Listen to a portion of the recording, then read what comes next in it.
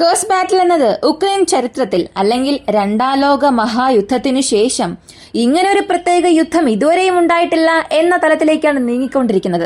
അത്രത്തോളം സൈനികരെയാണ് റഷ്യ ചുറ്റി വളഞ്ഞിരിക്കുന്നത്. American president Donald Trump തന്നെ ഒരു സ്റ്റേറ്റ്മെന്റിലൂടെ പറഞ്ഞു, റഷ്യൻ പ്രസിഡന്റ് വ്ളാഡിമിർ പുടിനോട് ഞാൻ ഒരുപാട് കാര്യങ്ങൾ ഇത് സംബന്ധിക്കുന്ന രീതിയിൽ സംസാരിച്ചു. ഉക്രൈൻ സൈനികരെ ഒന്നും ചെയ്യാൻ പാടില്ല, അവരെ സറണ്ടർ ചെയ്യിപ്പിക്കുന്നതിന്, അല്ലെങ്കിൽ അവരെ കൊല്ലാതെ തടവുകാരാക്കണമെന്നുള്ള ചില കാര്യങ്ങൾ ഞാൻ അദ്ദേഹത്തോട് സംസാരിച്ചിരുന്നു. അപ്പോ 10,000 സൈനികർ വരെയും. ഈ ഒരു എണ്ണം നിങ്ങളെ കൊണ്ട് അത്ര പെട്ടെന്ന് അംഗീകരിക്കാൻ സാധിക്കില്ല, പക്ഷെ അതാണ് സത്യം. ഒരു 10,000 സൈനികർ വരെയും ഉക്രൈന്റെ എലൈറ്റ് സൈനികർ ഇപ്പൊ റഷ്യയുടെ കെണിയിൽ കുടുങ്ങിയിരിക്കുകയാണ്. ഇവരെ ഉക്രൈൻ എങ്ങനെയാണ് രക്ഷിക്കാൻ പോകുന്നത്?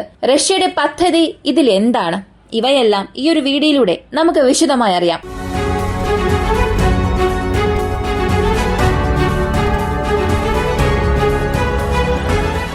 ഈ കേഴ്സ് ബാറ്റിൽ എന്നത് ആരംഭിച്ച ദിവസം മുതൽ എല്ലാവരും പറഞ്ഞുകൊണ്ടിരിക്കുന്ന ഒരേയൊരു കാര്യം, റഷ്യൻ ഭൂപ്രദേശം ഉക്രൈൻ പിടിച്ചെടുത്തു. ഉക്രൈൻ റഷ്യയെ ലോകതലത്തിൽ അവരുടെ ഇമേജിനെ തന്നെ ഡാമേജ് ചെയ്തു. ഉക്രൈൻ റഷ്യയുടെ മാർക്കറ്റ് വാല്യൂസിനെ കുറച്ചു. ഇങ്ങനെ മുഴുവനായും ഉക്രൈന് അനുകൂലമായ രീതിയിൽ സംസാരിച്ചു. ആരംഭത്തിൽ ഇതെല്ലാം അങ്ങനെയായിരുന്നു പോയിക്കൊണ്ടിരുന്നത്. അതും റഷ്യ പോലുള്ള ഒരു രാജ്യത്തെ ഉക്രൈൻ ഇത്രയും ദിവസത്തെ ഒരു യുദ്ധത്തിലേക്ക് കൊണ്ടുവന്നു. അതുകൊണ്ട് തന്നെ കേഴ്സ് ബാറ്റിൽ എന്നത് ഉക്രൈന് ഒരു വലിയ അപ്പർ ഹാൻഡ് ആയിരുന്നു തുടക്കകാലത്ത്. എന്നാൽ അപ്പോഴൊന്നും ആരും ഒരു കാര്യം വലുതായി എടുത്തില്ല. ഇവിടെ ഒരു യുദ്ധം സംഭവിക്കുന്നു എന്നുണ്ടെങ്കിൽ നമ്മൾ എത്ര വേഗത്തിൽ അകത്തേക്ക് നുഴഞ്ഞു കയറുന്നു എന്നുള്ളത് വലിയ കാര്യമേ അല്ല. എത്ര ദിവസത്തേക്ക് നമുക്കതിനെ ഹോൾഡ് ചെയ്യാൻ സാധിക്കും, എത്ര ദിവസം മുഴുവനായി നമുക്ക് ആ പ്രദേശത്തെ കൺട്രോൾ ചെയ്യാൻ കഴിയുമെന്നുള്ളതാണ് വലിയ കാര്യം. ഉദാഹരണം പറയണമെങ്കിൽ, ആരും പ്രതിരോധിക്കാൻ ഇല്ലാത്ത ഒരു സ്ഥലത്ത് ഒരു രാജ്യത്തിന്റെ സൈന്യത്തെ കൊണ്ടുവരികയും ബോർഡർ കഴിഞ്ഞ് പല 100 കിലോമീറ്റർ ഒറ്റ രാത്രിയിൽ തന്നെ പിടിച്ചെടുക്കാൻ സാധിക്കും. അതുപോലെയായിരുന്നു കേഴ്സ്കിലും. ടൗൺ ഓഫ് സിപ്സ കഴിഞ്ഞ് ഉക്രൈൻ പിടിച്ചെടുത്തു. എന്നാൽ അവരെ കൊണ്ട് അത് ഹോൾഡ് ചെയ്യാൻ കഴിയുമോ എന്നുള്ളത് ആ സമയം അറിയില്ലായിരുന്നു. ഇവർ എന്ത് ഉദ്ദേശത്തോടു കൂടിയാണോ പോയത്, മുകളിൽ നിന്നും എന്ത് ഉത്തരവാണ് ലഭിച്ചത് എന്ന് ചോദിച്ചാൽ 90 ദിവസം വരെ മാക്സിമം നമ്മൾ അവിടെ ഒരു ഓപ്പറേഷൻ ചെയ്യേണ്ടതായി വരും. അതിനുള്ളിൽ ഇന്റർനാഷണൽ പ്രഷർ കാരണം റഷ്യ തീർച്ചയായും കേഴ്സ്ക് തിരികെ എടുക്കാനായി ഈസ്റ്റേൺ ഫ്രണ്ടിൽ നിന്നും പുറത്തേക്ക് വരും. അതായത് കേഴ്സ്കിൽ നമ്മൾ കൈവച്ചാൽ റഷ്യ തീർച്ചയായും ഉക്രൈനിൽ നിന്നും പുറത്തേക്ക് പോകും എന്ന ഒരു കണക്കുകൂട്ടലായിരുന്നു ഇതെല്ലാം ചെയ്തത്. പക്ഷേ റഷ്യ ചെയ്തത് കേഴ്സ്കിൽ കോൺസെൻട്രേറ്റ് ചെയ്യാതെ ഈസ്റ്റേൺ ഫ്രണ്ടിനെ വീണ്ടും വീണ്ടും ആക്രമിച്ചു. ഇത് ഉക്രൈന് വലിയ തിരിച്ചടിയാകാൻ തുടങ്ങി. ഇതിപ്പോ അവസാനം ഏത് ഫലത്തിൽ വന്നു എന്നറിയണ്ടേ? ഇപ്പോ ഉക്രൈൻ ഹോൾഡ് ചെയ്യുന്നത് വെറും 10%-ലും കുറവാണ്. വെറും 80 സ്ക്വയർ കിലോമീറ്റർ മാത്രമേയുള്ളൂ. ഈ 80 സ്ക്വയർ കിലോമീറ്റർ എന്നത് വളരെ വലിയ പ്രദേശം ഒന്നും അല്ല. വളരെ ചെറിയൊരു പ്രദേശത്ത് 10,000-ലധികം ഉക്രൈൻ സൈനികർ ട്രാപ്പായി കിടക്കുകയാണ്. നോർത്ത് കൊറിയൻ സൈനികരെ കുറിച്ച് നമ്മൾ ഒരുപാട് സംസാരിച്ചു. ഉക്രൈൻ യുദ്ധത്തിൽ റഷ്യ നോർത്ത് കൊറിയൻ സൈനികരെ കൂടുതലായി ഉപയോഗിക്കുന്നുണ്ട്. എന്നാൽ ഈ ഉപയോഗിക്കുന്ന സൈനികർക്ക് അനുസരിച്ചുള്ള ഒരു വിജയം അവർക്ക് ലഭിക്കുന്നില്ല. ഇപ്പോ നോർത്ത് കൊറിയൻ സൈനികരെ റഷ്യ ഉക്രൈനെതിരെ ഇപ്പൊ ഉപയോഗിക്കാൻ തുടങ്ങിയത് ഒരു മീറ്റ് ഗ്രൈൻഡർ പോലെയാണ്. ഒരു ഉക്രൈൻ സൈനികനെ ആക്രമിക്കാൻ 4-5 നോർത്ത് കൊറിയൻ സൈനികരെയാണ് ഉപയോഗിക്കുന്നത്. ഒരു ഉദാഹരണത്തിന് മാത്രം. അത്രത്തോളം സൈനികരെ അകത്തേക്ക് അയച്ച് ഫയർ ക്രാക്കേഴ്സ് ഉപയോഗിച്ച് ഉക്രൈൻ സൈനികർ എവിടെയെല്ലാമാണോ കിടങ്ങുകൾ നിർമ്മിച്ചിരിക്കുന്നത്, എവിടെയെല്ലാമാണോ ഒളിച്ചിരിക്കുന്നത്, അവിടെയെല്ലാം ഫയർ ക്രാക്കേഴ്സ് ഉപയോഗിച്ച് പുകയുണ്ടാക്കി എല്ലാവരെയും പുറത്തേക്ക് കൊണ്ടുവരുന്നു. പുറത്തേക്ക് വരുന്ന ഉക്രൈൻ സൈനികർ ഒരല്പം പോലും ചിന്തിച്ചു നോക്കാത്ത രീതിയിലാണ് നോർത്ത് കൊറിയൻ സൈനികർ അവരെ കൊല്ലുന്നത്. ഇതിനെക്കുറിച്ചുള്ള ഒരു 2-3 ഡ്രോൺ ഫൂട്ടേജുകൾ പുറത്തു വന്നിരുന്നു. വളരെ ഗ്രാഫിക് കണ്ടന്റ്സ് ആണ്. അമേരിക്കൻ പ്രസിഡന്റ് ഡൊണാൾഡ് ട്രംപും ഇതിനെക്കുറിച്ച് ഒരു കാര്യം പറഞ്ഞിരുന്നു. വ്യാഴാഴ്ച റഷ്യൻ പ്രസിഡന്റ് വ്ളാഡിമിർ പുടിനുമായി ഒരു ഫോൺ കോൾ സംഭാഷണം നടത്തി. റഷ്യ ഉക്രൈൻ യുദ്ധത്തെ എങ്ങനെ അവസാനിപ്പിക്കാം, വീണ്ടും എക്കണോമിക് റിലേഷൻഷിപ്പ് എങ്ങനെ റീസ്റ്റോർ ചെയ്യാം, യൂറോപ്യൻ സെക്യൂരിറ്റിയിൽ റഷ്യയുടെ പങ്ക് എന്താണ്, ഇങ്ങനെ പലഘട്ട ചർച്ചകളും സംസാരങ്ങളും നടത്തി. ഇതിനുശേഷം കേഴ്സ് ബാറ്റിലിനെ കുറിച്ചുള്ള പ്രധാനപ്പെട്ട കാര്യങ്ങൾ സംസാരിച്ചു. അവിടെ ആയിരക്കണക്കിന് ഉക്രൈൻ സൈനികർ വളരെ മോശമായ അവസ്ഥയിൽ സഹായം ലഭിക്കാൻ കഴിയാത്ത സാഹചര്യത്തിൽ, വീണ്ടും യുദ്ധം ചെയ്യാൻ കഴിയാത്ത അവസ്ഥയിൽ റഷ്യയുടെ കൈകളിൽ അകപ്പെട്ടിട്ടുണ്ട്. ഇപ്പോൾ റഷ്യ ഇവരെ കൊല്ലുകയാണെങ്കിൽ രണ്ടാം ലോക മഹായുദ്ധത്തിന് ശേഷം ഒരു പ്രത്യേക യുദ്ധത്തിൽ കൂടുതൽ സൈനികരെ കൊന്ന ഒരു യുദ്ധമായി ഇത് മാറും. അങ്ങനെ ഒരു തെറ്റ് റഷ്യ ചെയ്യാൻ പാടില്ല. അതിനുവേണ്ടി ഞാൻ അദ്ദേഹത്തോട് ഒരുപാട് കാര്യങ്ങൾ പറഞ്ഞു. തീർച്ചയായും ഇത് പുടിൻ അംഗീകരിക്കും എന്ന് ചിന്തിക്കുന്നു. ഉക്രൈൻ സൈനികർ ആ സ്ഥലത്ത് ഉള്ളത് ഇപ്പൊ അവർക്ക് നല്ല കാര്യമേ അല്ല. അതേസമയം ഉക്രൈൻ സൈനികർക്ക് പുറത്തു വരാനും വഴിയില്ല. ഈ മാപ്പ് നിങ്ങളൊന്ന് നോക്കുക. അപ്ഡേറ്റഡ് മാപ്പാണ്. ടൗൺ ഓഫ് സ്വിറ്റ്സ എന്നത് ഫ്രണ്ട് ലൈനിൽ നിന്നും വെറും 10 കിലോമീറ്റർ ആണ്. അതായത് 2022 മുൻപുണ്ടായിരുന്നതിൽ നിന്നും ഇപ്പൊ വെറും 10 കിലോമീറ്റർ മാത്രമേ ഉള്ളൂ. ഈ രണ്ട് പ്രദേശത്തിനും ഇടയിൽ റൊവാറ്റിൻ എന്ന മറ്റൊരു പ്രദേശമുണ്ട്. അത് ഫ്രണ്ട് ലൈനിൽ നിന്നും വെറും 6 കിലോമീറ്റർ ദൂരത്തിലുള്ള ഒരു പ്രദേശമാണ്. അതുവരെയും റഷ്യൻ സൈനികർ ഇപ്പൊ മുന്നേറിയിട്ടുണ്ട്.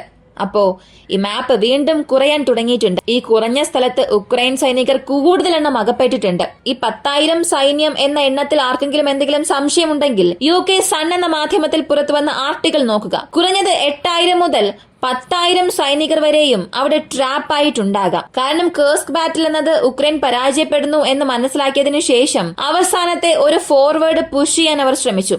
ഏതെങ്കിലും ഒരു പ്രദേശം ലഭിക്കില്ലേ, റഷ്യൻ പൊസിഷൻസിനെ നമ്മളെ കൊണ്ട് ഹോൾഡ് ചെയ്യാൻ കഴിയില്ലേ എന്ന ചെറിയൊരു ആഗ്രഹത്തിന് വേണ്ടി ഉക്രൈൻ അവസാനമായി ചെയ്ത ഒരു പുഷിൽ 3,500 സൈനികരിൽ അധികം അവിടെ എക്സ്ട്രാ അയച്ചു. ഇങ്ങനെ അയച്ച സൈനികർ എല്ലാം ചേർന്ന് അവിടെ ഇപ്പോൾ കുടുങ്ങിക്കിടക്കുകയാണ്. ഇത് സണ്ണിൽ വന്ന ഒരു സ്ക്രീൻഷോട്ടാണ്, നിങ്ങൾക്കിത് നോക്കാം. അപ്പോ അത്രത്തോളം വലിയൊരു മോശമായ അവസ്ഥ അവിടെ സംഭവിച്ചുകൊണ്ടിരിക്കുന്നു എന്നുള്ളത് മാത്രമല്ല, അമേരിക്കൻ മെയ്ഡ് വെപ്പൺസ് ആയാലും വീണ്ടും പല സോവിയറ്റ് കാല വെപ്പൺസ് ഇവയെല്ലാം അവിടെ ഉപേക്ഷിച്ചിട്ട് ഈ സൈനികരെല്ലാം ഓടി രക്ഷപ്പെടാൻ തുടങ്ങി. M777 ഹോവിറ്റ്സൺസ്, റഷ്യയുടെ ഒറാറ്റ് സിസ്റ്റം, അമേരിക്കയുടെ ഹൈമാസ് യൂണിറ്റ് ഇവയെല്ലാം കേഴ്സ്കിൽ ഉപേക്ഷിച്ചിട്ട് എവിടെയെല്ലാമാണോ ബാറ്റിൽ നടക്കുന്നത് അവിടെയെല്ലാം ഉപേക്ഷിച്ചിട്ട് അവിടെ പിന്നിലേക്ക് ഓടാൻ തുടങ്ങി. അവർക്ക് മറ്റു മാർഗമില്ല.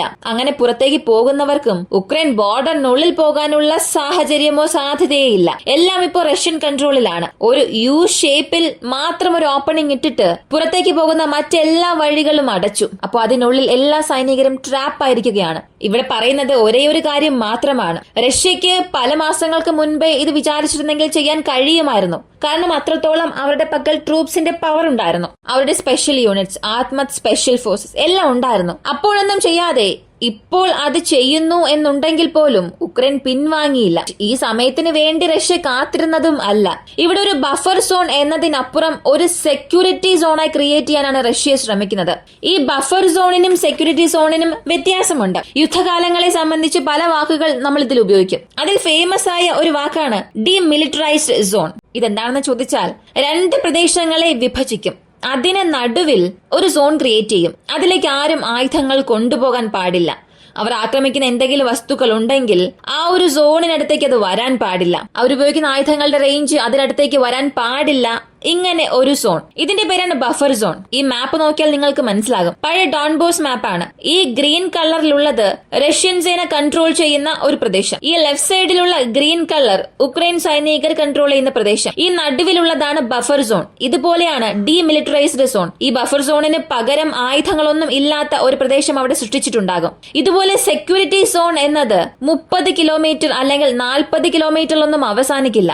ഒരു മാപ്പിന്റെ സ്ക്രീൻഷോട്ട് നിങ്ങൾ നോക്കുക. ഇതിൽ 3 സ്ഥലങ്ങളെ മാർക്ക് ചെയ്തിട്ടുണ്ട്. ഈ 3 സ്ഥലങ്ങൾ ഏതാണെന്ന് നോക്കിയാൽ കൊനാടോപ്പ്, ബിലോഫിലിയ, ഓക്ചിർക്ക ഇതെല്ലാം ഉക്രൈന്റെ സുമി റീജിയനിലുള്ള പ്രദേശമാണ്. ക്രെംലിനും ഒരു കാര്യം പറഞ്ഞത്, ഈ സെക്യൂരിറ്റി സോൺ എന്നത് സൃഷ്ടിക്കുന്നത് വഴി കേഴ്സ്കിനായിട്ടുള്ള ഒരു സേഫ്റ്റി അല്ലെങ്കിൽ കേഴ്സ്കിന്റെ സംരക്ഷണം വരാൻ പോകുന്ന ദിവസങ്ങളിൽ ലഭിക്കും. അങ്ങനെയാണെങ്കിൽ എന്ത് സംഭവിക്കും എന്ന് ചോദിച്ചാൽ, ഉക്രൈൻ സൈനികർ അവിടെ മുഴുവനായും അകപ്പെട്ടിട്ടുണ്ടല്ലോ, അവരെല്ലാം പ്രിസണർ ഓഫ് വാർസായി റഷ്യ പിടിച്ചെടുക്കും. ഒറ്റ ബാറ്റിലിൽ 10,000 പേരെ പിടിച്ചെടുക്കും. ഈ 10,000 പോലും നമുക്ക് വേണ്ട എന്ന് വയ്ക്കാം, ഒരു 5,000 എന്ന് വയ്ക്കാം.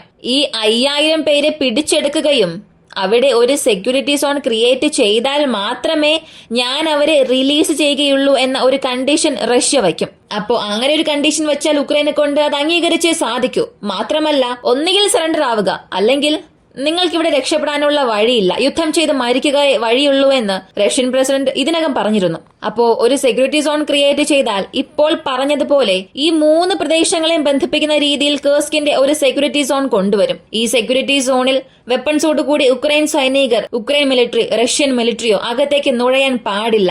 അങ്ങനെ ഒരു റെസ്ട്രിക്റ്റഡ് സോൺ പോലെയാകും. ഏകദേശം ഡോൺബോസിൽ എങ്ങനെ ഒരു സിനാരിയോ ആണ് സൃഷ്ടിച്ചത് അതുപോലെ മറ്റ് രാജ്യങ്ങളുടെ അപ്രൂവലോടുകൂടി തന്നെ ഇവിടെ പുതുതായി ഒരു സോൺ ക്രിയേറ്റ് ചെയ്യാൻ റഷ്യ ശ്രമിക്കുകയാണ്. ഇതിന് ഉക്രൈൻ സമ്മതിക്കുകയാണ്. അല്ലെങ്കിൽ ഇന്റർനാഷണൽ കമ്മിറ്റി എല്ലാം ചേർന്ന് ചേർന്ന് ഇവിടെ ഒരു സെക്യൂരിറ്റി സോൺ ക്രിയേറ്റ് ചെയ്യുകയാണെങ്കിൽ ഇത്രയും ദിവസം ഈ 4 റീജിയണിൽ ഉണ്ടായത് ഒരു വലിയ നഷ്ടമായൊന്നും ഉക്രൈന് മാറില്ല. പക്ഷേ എല്ലാവരുടെ അപ്രൂവലോടും കൂടി റഷ്യയുടെ പക്കൽ കൊടുത്തതുപോലെ ഇതാകും. അപ്പോൾ സംഭവിച്ചതൊന്നും ഒരു വലിയ നഷ്ടമായി ഉക്രൈന് മാറില്ല. എന്നാൽ ഇപ്പോൾ സംഭവിക്കുന്നത് എല്ലാവരുടെയും അപ്രൂവലോടുകൂടി റഷ്യൻ കൈകളിലേക്ക് എടുത്തു കൊടുത്തതുപോലെയാകും. അപ്പോ ഇവിടെ വീണ്ടും വീണ്ടും ഒരേ കാര്യമാണ് പറയാൻ ആഗ്രഹിക്കുന്നത്. യുദ്ധത്തെ സംബന്ധിച്ച് ആര് വളരെ വേഗത്തിൽ മുന്നേറുന്നു എന്നുള്ളതൊരു വലിയ കാര്യമേ അല്ല. ഒരു ചെറിയ ഗ്യാപ്പ് ലഭിച്ച് ഒരു ഫോർവേഡ് പുഷ് ചെയ്താൽ പല കിലോമീറ്റർ അകത്തേക്ക് പോകാൻ സാധിക്കും. എന്നാൽ ഡിഫെൻഡ് ചെയ്യുന്നതിനും പിടിച്ചെടുത്ത പ്രദേശങ്ങൾ ഹോൾഡ് ചെയ്യാൻ കഴിയുമോ എന്നുള്ളതാണ് ഒരു ചോദ്യം. കേഴ്സ് ബാറ്റിൽ എന്നത് ഉക്രൈൻ ചെയ്തതിൽ വെച്ച് ഉള്ളതിൽ തന്നെ വളരെ വിഡ്ഢിത്തരമായ ഒരു കാര്യമാണ്. ഇതൊരു പക്ഷെ അവർ ചെയ്യാതിരുന്നു എന്നുണ്ടെങ്കിൽ ഈസ്റ്റേൺ ഫ്രണ്ട് എങ്കിലും അവർക്ക് മാറ്റാൻ സാധിക്കുമായിരുന്നു. ആരൊക്കെയോ സംതൃപ്തിപ്പെടുത്താനായി ഉക്രൈൻ അന്ന് ചെയ്ത ഒരു തെറ്റായ തീരുമാനം ഇന്നവർക്ക് വലിയ വലിയ തിരിച്ചടിയായി മാറിയിട്ടുണ്ട്. ഒരിക്കലും ജയിക്കില്ല എന്നറിയാവുന്ന ഒരു യുദ്ധത്തിൽ ആവശ്യമില്ലാത്ത ഒരു സ്ഥലത്ത് നിങ്ങളുടെ രാജ്യത്തിലെ സൈനികർ ഒരു 10,000 പേരെ നിർത്തിവെച്ചാൽ എങ്ങനെയാണ് അംഗീകരിക്കാൻ സാധിക്കുക? ഇതിനെക്കുറിച്ചുള്ള നിങ്ങളുടെ അഭിപ്രായം കമന്റിൽ പറയുക. ഇങ്ങനെയുള്ള വീഡിയോസ് കാണാൻ താല്പര്യമുള്ളവരാണ് നിങ്ങളെങ്കിൽ ഇപ്പോൾ തന്നെ നമ്മുടെ ചാനൽ സബ്സ്ക്രൈബ് ചെയ്യുക. മറ്റൊരു വീഡിയോയുമായി വീണ്ടും കാണാം.